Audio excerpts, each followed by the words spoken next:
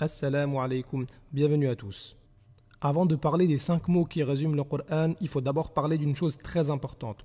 Cette chose, c'est une parole qui est la plus importante des paroles, la plus importante dans toute ta vie. Cette parole, c'est La ilaha illallah.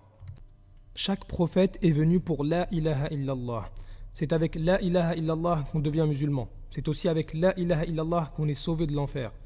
Sauf qu'il ne suffit pas de dire La ilaha illallah sans comprendre ce que signifie La ilaha illallah. Le prophète alayhi salatu wassalam, il a dit Man mata wa huwa ya'lam annahu la ilaha illallah dakhala al-jannah. Celui qui meurt et qui connaît La ilaha illallah entre au paradis. Donc si tu n'as pas compris La ilaha illallah, tu risques de contredire La ilaha illallah alors que c'est le but de la création. Sans La ilaha illallah, il n'y a pas de paradis. Sans La ilaha illallah, Allah ne te pardonnera pas. Sans La ilaha illallah, toutes tes bonnes actions seront annulées.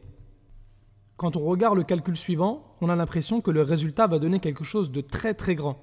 Sauf que si on regarde bien, il y a une multiplication par 0. Et quand on multiplie quelque chose par 0, ça fait 0. Et donc si tu viens au jour du jugement avec plein de bonnes actions, mais que tu n'as pas La ilaha illallah, tout sera annulé.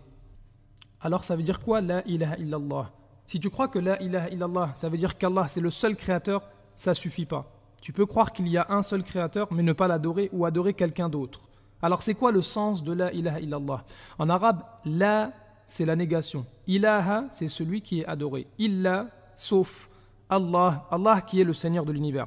Donc La ilaha illallah, ça veut dire il n'y a qu'Allah qui mérite d'être adoré.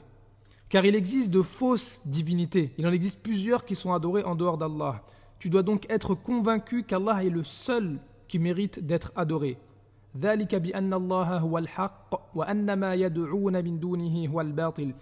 ainsi qu'Allah est lui le vrai, alors que ce qu'ils invoquent en dehors de lui est le faux.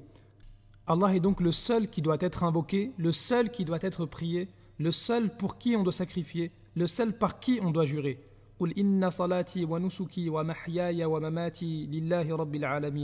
Dis en vérité, ma salat, mes actes de dévotion, ma vie et ma mort appartiennent à Allah, Seigneur de l'univers. Maintenant que tu sais que La ilaha illallah, ça veut dire La ma'bouda bihaqqin illallah, c'est-à-dire qu'Allah est le seul qui mérite l'adoration, et que tu sais que cette parole c'est la plus importante, on peut donner les 5 mots qui résument le Coran. Al-Hassan al-Basri rahimahullah a dit tous les livres qu'Allah a révélés sont résumés dans le Coran. Et le Coran est résumé dans Surat al-Fatiha, qui est la première sourate du Coran. Et Surat al-Fatiha est résumé dans le verset suivant Iyyaka na'budu wa iyyaka nasta'in. C'est toi seul que nous adorons et c'est toi seul dont nous implorons secours. Ces 5 mots résument tous les livres qu'Allah a révélés et on est obligé de les réciter chaque jour en prière. Iyyaka na'bud, c'est le but de la vie. Wa iyyaka nasta'in, c'est le moyen d'atteindre ce but. Iyyaka na'bud, c'est La ilaha illallah. Allah est le seul qui mérite d'être adoré. Wa iyyaka nasta'in, c'est La hawla wa la quwwata illa billah. Il n'y a de force ni de puissance qu'en Allah. Iyyaka na'bud, c'est donc l'explication de La ilaha illallah. Wa iyyaka nasta'in, c'est le moyen d'appliquer La ilaha illallah. Iyyaka na'bud, c'est adorer Allah qui est le seul créateur, tout vient de lui. Wa iyyaka nasta'in, c'est placer sa confiance en Allah, sans lui on ne peut rien faire. Iyyaka na'bud, c'est une guérison contre l'hypocrisie. Wa iyyaka nasta'in, c'est une guérison contre l'orgueil. Iyyaka na'bud, c'est le droit du créateur. Wa iyyaka nasta'in, c'est le droit des créatures. Si tu veux adorer Allah sans son aide, tu n'y arriveras pas. Si tu demandes l'aide à Allah sans l'adorer, tu n'y arriveras pas. Il te faut les deux. Iyyaka na'bud, tu l'adores lui seulement. Wa iyyaka nasta'in, c'est à lui que tu demandes l'aide. Le Coran, c'est donc le détaillé de Iyyaka na'budu wa iyyaka nasta'in. C'est un livre qui nous détaille ceux qui ont réussi à mettre en pratique Iyyaka na'budu wa iyyaka nasta'in et ceux qui n'ont pas réussi à le faire. C'est un livre qui nous raconte comment Allah a sauvé ceux qui l'ont adoré et ont placé leur confiance en lui, et comment Allah a châtié ceux qui lui ont donné des égaux et ceux qui pensaient qu'ils n'avaient pas besoin de lui. Le Coran, c'est un livre qui nous pousse à méditer sur la création des cieux et de la terre, une création venant de la part d'un créateur puissant et miséricordieux.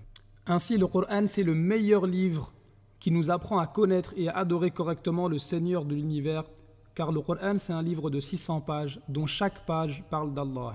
وما أرسلنا من قبلك من رسول إلا نوحي إليه أنه لا إله إلا أنا فاعبدون